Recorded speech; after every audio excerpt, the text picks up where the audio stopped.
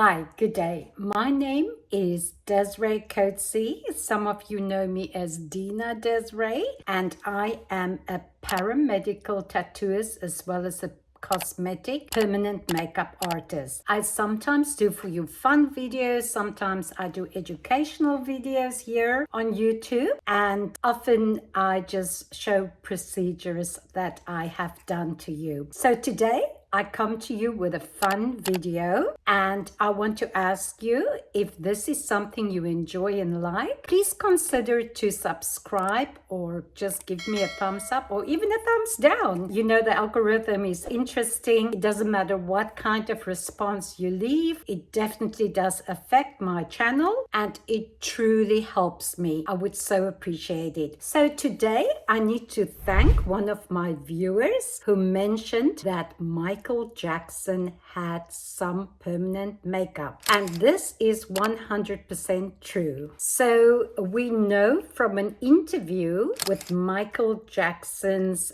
both his plastic surgeon Mr. Stephen Hooflin as well as his dermatologist Dr. Arnold Klein, and by the way his plastic surgeon was a doctor too obviously, that he had vitiligo or vitiligo, and some people pronounce it vitiligo. I pronounce it vitiligo. So in 1990 he did not have any vitiligo because he would start wearing long sleeves and high collars, almost like military style. However, here is a picture, and if you look at what he started out as a young man and what he ended up with his passing, then you will see that there are big differences. Now, some were pretty much, I don't want to say self-inflicted, but some were plastic surgery and some were truly conditions, skin conditions, dermatology conditions. So I also want to say that I feel that Michael Jackson were very much ostracized in the media, and really unnecessarily, because if he had, well, he definitely had vitiligo, then those are very serious skin conditions and it spreads easily and quickly. This is why he always wore a white glove later on, to bring attention to the troubles of vitiligo for those who suffer about it, you know, who had it. That was his way to give support to all the other sufferers and bring attention to this illness, or then I wouldn't say it's a disability, but definitely an illness. So later on in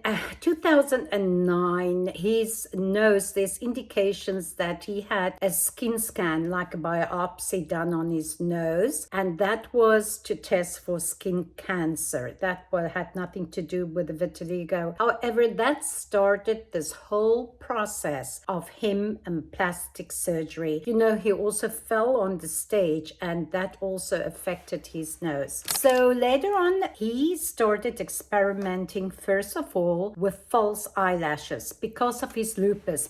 Michael Jackson had so many issues and medical issues that I was not aware of this, and I almost feel a little hurt for looking at pictures in the tabloids and thinking, what is he up to? Today I understand, and these are real facts. It's in his actual autopsy reports. So the eyelash extensions was because of the lupus, and also when you have vitiligo, your hair, well, the area where it is on your scalp or on your eyelashes will go 100% white. You often see people with like a white patch. There's many reasons for, but it can be vitiligo. So as I say, his autopsy definitely confirmed that his skin was turning white. Now, vitiligo can be caused by three things.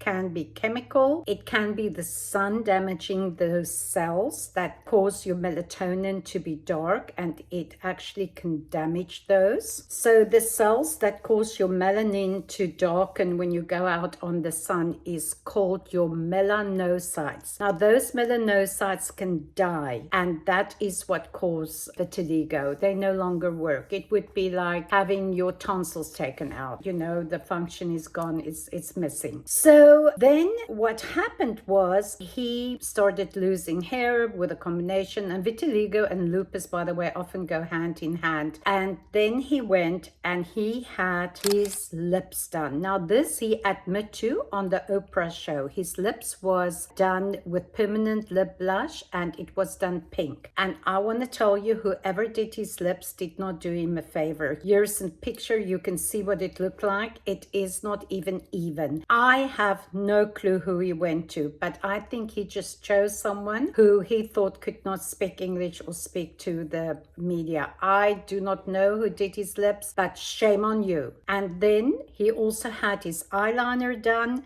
and his brows. His brows were very obvious. It looked like someone took a marker and they just drew him on later on. Now, all his poor permanent makeup procedures basically had nothing to do with him, I think. It had all to do with the person who did it on him. First of all, the person had no clue what a Fitzpatrick is. So Fitzpatrick is a scale which Dr. Fitzpatrick came up with, where pretty much it runs from a 1 to a 6. A 1 would be someone like Emma Stone, who's really pale. A 2 would be someone like Nicole Kidman. A 3 would be someone like Julia Roberts. That tells us the undertone of your skin. Everybody has an undertone, and your undertone is either cool, which would be, and this is going to come as a surprise, like a bluish red color. So if you're very red, you're really cool. Or it would be warm, which be more like a golden color. Think Sandra Bullock, think Jennifer Aniston, think Julia Roberts. I am a 3-2. So it doesn't matter if you have blue or brown eyes, then you will go all the way up to a 6. So I think what happened, by the time he went to this permanent makeup artist, definitely not a micropigmentation specialist, they no longer could see his original skin color, which to me comes as a surprise since he was a very famous young man when he was a boy. So they could have had pictures to look at. Okay, because just being African American doesn't really tell us whether you're warm or cool. You can be of dark skin color and still be warm. Then also very interesting that came out in these autopsies. Now I do this too. He also had scalp micropigmentation. This is a new technique and a new science. This is not something that was done often long ago. So this was on his forehead. He tattooed his forehead and his hairline to blend in with his wig. So not sure if you knew that he obviously wore a wig, and very interesting. So he lost a lot of pigment. His vitiligo was very severe and it started affecting him around about 1996. Yeah, so that's that on Michael Jackson. I hope you guys enjoyed it. If you know anything else about him, please mention it down below. We included in this video quite a few before and after pictures of him, and we hope that you all will now understand why he ended up looking almost like a cartoon by the time of his passing. It's very interesting because, you know, he was basically eventually like a blank sheet and he had to color himself in with makeup.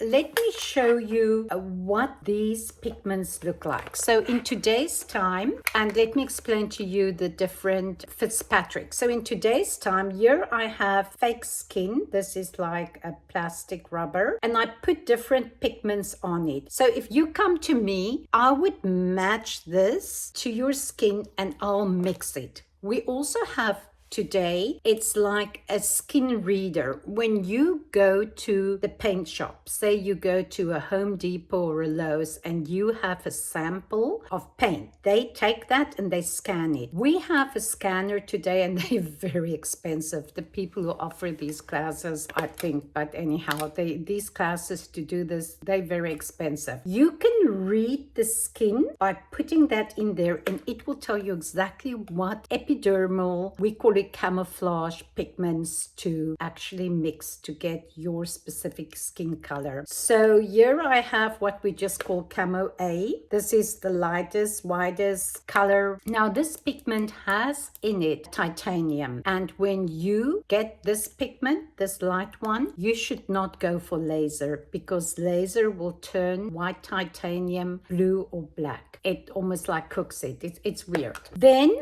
I have my own products, and I have what we call a camouflage. Now this does not run off. If you are busy, if you have vitiligo, you should contact me and you should ask to purchase this. I charge for this only $36. It's the same than foundation, though you will see it says there at the back, paramedical camouflage. And that camo, I know camo is spelled with a C. I'm not ignorant, but camo is, I'm originally from a different country where we speak of camouflage. So shout out to that, though I've lived here in the States for 29 years. So I have about 12 different colors. You will put this on your vitiligo if you do not want permanent pigmentation, and you will be able to go swim and go exercise and it will not run off. Afterwards, you can wash it off. So I feel almost sad that Michael Jackson had to use regular makeup to cover up all his blemishes, and he did not have something like this, because this would have been a great help for him and he wouldn't have ended up with a permanent makeup that migrated and that turned. From this picture here, you can see that his eyes look almost white and his eyeliner started turning blue. It really is sad. His lips look uneven. So sad what they did to him. You know, it's known that Michael Jackson was surrounded sometimes by scrupulous people. There were a lot of people who took advantage of him, just greedy people. It's known. I also want to bring to your attention that him and Elizabeth Taylor must have had exactly the same permanent makeup artist. It's known that they were very good friends. It's a fact. They were very close, and she also had permanent makeup. You can watch my video on that. I don't know where. I will link it, but you can just click on it and watch it. And if you look at her brow shape in her old age and you look at his, I have a suspicion it was done by the